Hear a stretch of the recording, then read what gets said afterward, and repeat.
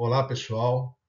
Espero que vocês estejam bem. Estamos aí para mais uma aula sobre histologia animal, tecido epitelial, aula referente ao módulo 1, caderno 1 do período tarde medicina. Aproveitem o conteúdo e posteriormente tentem já resolver os exercícios referentes a isso que vai ser abordado agora.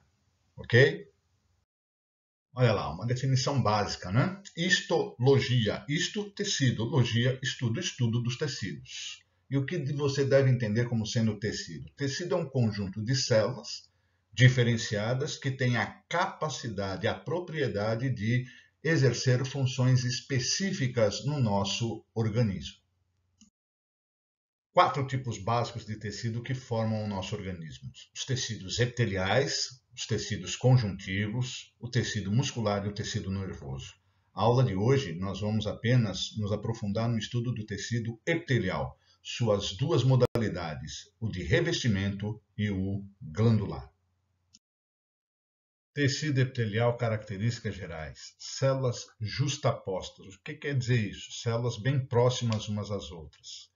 Se elas estão próximas, pouca ou quase nenhuma substância entre elas. Né? Por isso que se diz ali, na segunda característica, pouca ou nenhuma substância intercelular. Lembrando a vocês que o tecido epitelial é avascular. Nenhum tipo de vaso você vai encontrar nesse tecido. E a nutrição desse tecido é feita pelo tecido conjuntivo vizinho a esse tecido epitelial. O que separa o tecido conjuntivo do epitelial é a lâmina basal ou membrana basal, por onde deve transitar esses nutrientes. A origem é sempre ectodérmica que nós estamos estudando. Lembre lá que quando nós estudamos tegumento, nós falamos lá de, no homem, 3 camadas na pele: epiderme, derme e hipoderme. O que nós estamos estudando é a epiderme, que é tecido epitelial. Derme e hipoderme é tecido conjuntivo. Não esqueçam disso, cuja origem desses dois últimos, derme e hipoderme, origem mesodérmica. Repito, tecido epitelial, nós temos origem exclusiva ectodérmica. Ok, pessoal? Tipos básicos de tecido epitelial: revestimento e glandular. É o que nós vamos acompanhar nos próximos slides aí para vocês. Olha aí, estou agora utilizando aqui uma ferramenta que até então eu não estava utilizando, vou passar a utilizar para facilitar um pouquinho mais para vocês aí o entendimento. Então vamos lá, tecido epitelial de revestimento, né? O que é esse tecido epitelial de revestimento? Tecido epitelial de revestimento, ele está dividido ali em 3 tipos diferentes ali que eu coloquei para vocês, né? A pele, a mucosa e a serosa. Por que eu coloquei pele aqui? Isso aqui é o revestimento externo, né? A superfície do corpo ali. Lembrando a vocês que a epiderme é uma camada pluristratificada, as várias células formando esse revestimento externo do nosso corpo aí, né? E é formada por 3 camadas. Quando você considera assim a pele como um todo, tegumento, epiderme, derme e hipoderme, o que nos interessa é a epiderme, ok? Isso, você não tenha dúvida que é tecido com células justapostas, pluristratificado e que apresenta ali pouco ou quase nenhuma substância intercelular, células achatadas. Tá? A mucosa já é diferente dessa epiderme aí que nós consideramos ali como o primeiro estudo, como estudo preliminar de tecido epitelial de revestimento. Mucosa tem a capacidade de revestir internamente, né, estruturas orgânicas e que se comunicam, na verdade, com o meio externo. Então, é um tipo de tecido epitelial, né, que tem contato, repito, com o meio externo. Por exemplo, o epitélio do intestino delgado no homem. Né? É formada por células simples, por células cilíndricas. Tá? Permite a principal função, que é a absorção dos nutrientes. Por quê? Porque apresenta chamadas microvilosidades, que vocês devem se lembrar qual é a função: aumentar a superfície de absorção desses nutrientes que transitam pelo intestino delgado, região do intestino onde ocorre a absorção dos nutrientes ali. Tá? No organismo, essas mucosas aí secretam muco, o que nos leva a entender o seguinte: espera aí, professor, o senhor falou que epitélio é célula justaposta com pouco ou quase nenhuma substância intercelular. De onde vem esse líquido, esse muco para revestir? Pois é, quando a gente estuda a mucosa, a gente tem que lembrar o seguinte, é coisa que inclusive não consta aí num material aí, vai constar lá na universidade, nos livros que você vai utilizar lá na universidade. Mucosa, na verdade, é uma associação de tecido epitelial com tecido conjuntivo. Tá? Um tecido conjuntivo que apresenta a capacidade de produzir substâncias glicoproteicas que caracterizam o muco aí e que revestem essas cavidades externamente, ok? Então, é tecido, na verdade, agregado a um tecido conjuntivo. É tecido epitelial agregado a um conjuntivo. Porém, a união dos dois é chamada de mucosa, ok? E as serosas, né? O que vem a ser uma serosa? Bom, serosa já é diferente. É aquela estrutura de revestimento interno e que não exerce um contato direto com o meio externo. Então, aí você tem, por exemplo, a chamada pleura, o chamado peritônio e o pericárdio, as únicas três serosas presentes no nosso organismo. Não existem outras, são apenas essas três serosas aí. Então você tem aqui, ó, só para revisar. Então vamos lá. Pele, revestimento externo composta de três camadas. Olha aqui, ó, epiderme, que é o que nós estudamos aqui, ok?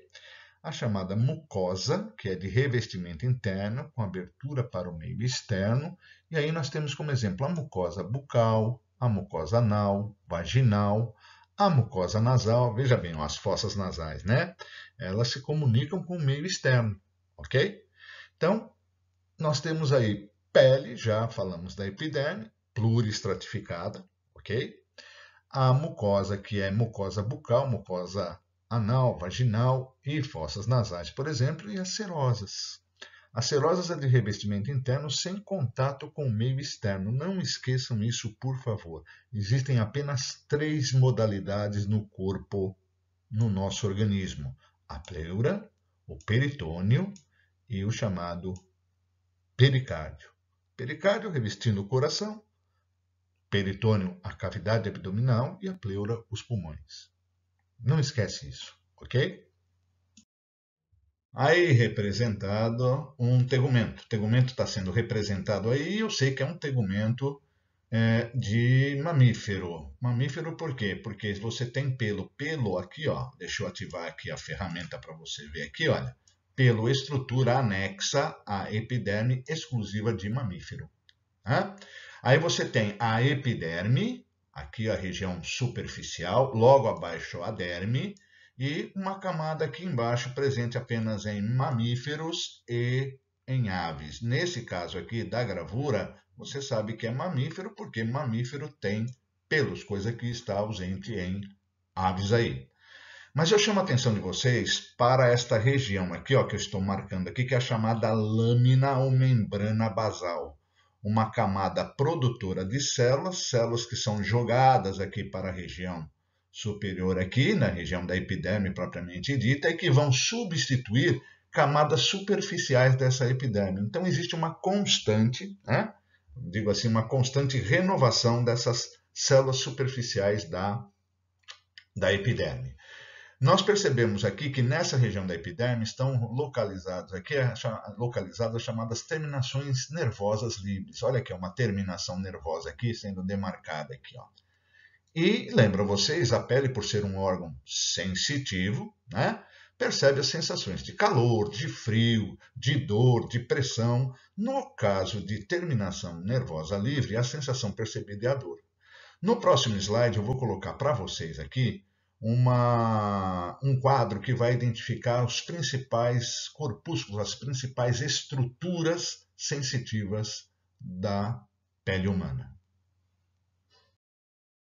Aí, pessoal, estamos aí mostrando para vocês aí, a título de enriquecer um pouco mais o assunto sobre tecido epitelial, a presença aqui numa imagem de de um tegumento humano, né? Presentes aqui a epiderme, a derme e a hipoderme. E as diferentes estruturas responsáveis pela percepção de estímulos. Temos aqui a presença de corpúsculo de Pacini, né? Localizado aqui na hipoderme. Vizinho a ele aqui, um outro tipo de corpúsculo de Ruffini. Perceba que cada um deles aí tem a função de percepção de um estímulo diferente. O que nós temos, na verdade, que nos atentar é para essas terminações deles, as únicas estruturas que realmente se encontram aí em comunicação direta com a epiderme. Está aqui um quadro aqui para que você estude depois aqui de forma um pouquinho mais detalhada quais são as estruturas e as sensações percebidas por cada uma delas. Aí, falando dos tipos de tecido epitelial, revestimento, né? Recobre a superfície externa do corpo e o interior de órgãos cavitários. Podem ser simples, estratificados ou pseudoestratificados. Esse simples aqui é formado por uma única camada de células, enquanto os estratificados por mais de uma camada de células. E pseudoestratificado é uma única camada. Porém, a visualização microscópica desse pseudoestratificado nos dá a impressão de ser formado por mais de uma única camada de células. Ok, pessoal? Olha aí, ó, apenas a título ilustrativo, colocamos aí as modalidades de epitélio de revestimento simples, pavimentoso, transição e o chamado pseudoestratificado. Dá uma olhadinha aí e analise cada um deles, ok? Tá aí, ó. Segundo tipo de tecido epitelial de revestimento é o glandular. Formação de glândulas, estruturas que produzem substâncias a serem secretadas. Então, como por exemplo, você tem os hormônios, são produzidos por glândulas endócrinas que secretam essas substâncias, hormônios que são lançados na corrente sanguínea.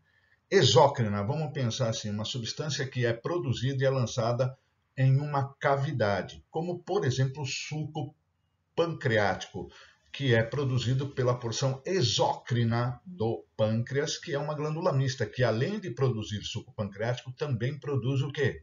Hormônios, ok? Lá nas ilhotas de Langerhans, insulina e glucagon, né? Hormônios que controlam a glicemia.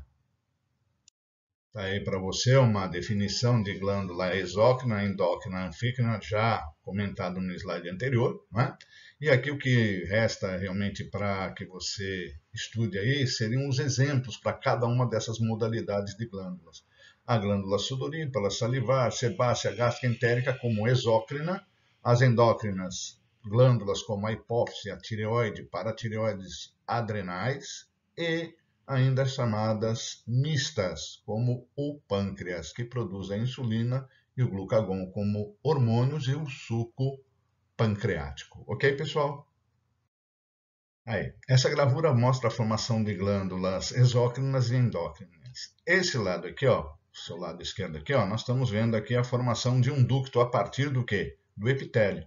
Aqui, ó, produção de células, células aqui que agora passam a ter uma capacidade secretora. Então, aqui a secreção será lançada numa luz, num canal. Esse canal é o chamado ducto, que lança a substância para o meio externo. Tá? Neste lado direito aqui, perceba que o ducto deixa de existir. Olha aqui, ó, ele deixou de existir aqui a comunicação com a região formadora. Apenas a região secretora, né, é que vai ter a capacidade agora de produzir substâncias que serão lançadas aonde? Nos capilares. Os capilares aqui, ó, região vizinha a essas glândulas aí. Portanto, hormônios serão produzidos pelas glândulas endócrinas. Lembrando, reafirmando aí, aqui não existe mais o ducto. Nesta região aqui, olha, nesta região deixou de existir o ducto. E aqui o ducto ainda, né, é a principal estrutura por onde transitará aí a substância a ser secretada. Bom, então, de acordo com a forma em que a secreção é eliminada, nós podemos classificar as glândulas exócrinas em merócrina, né? Deixa eu ativar aqui a minha ferramenta aqui para você ver aqui, beleza? Vamos pôr aqui o pincelzinho, beleza? Então, ó, merócrina são aquelas que eliminam as suas secreções sem perder parte do seu protoplasma, elas se mantêm íntegras ao produzir a substância. E aí, por exocitose, elimina a substância produzida. Aí você tem as glândulas salivares, lacrimais e sudoríparas. As chamadas apócrinas são tipos de glândulas exócrinas que perdem parte do seu protoplasma junto com a secreção. Então, parte do citoplasma celular é parte constituinte da substância secretada. Isso é o caso de glândula mamária. E as chamadas holócrinas, aí a própria célula, ao se desintegrar, forma a substância secretora. E aí a gente cita aí como exemplo para vocês aí, exemplo mais clássico aí são as glândulas sebáceas. Esse é o finzinho da aula, pessoal. Aproveitem aí. Muito obrigado.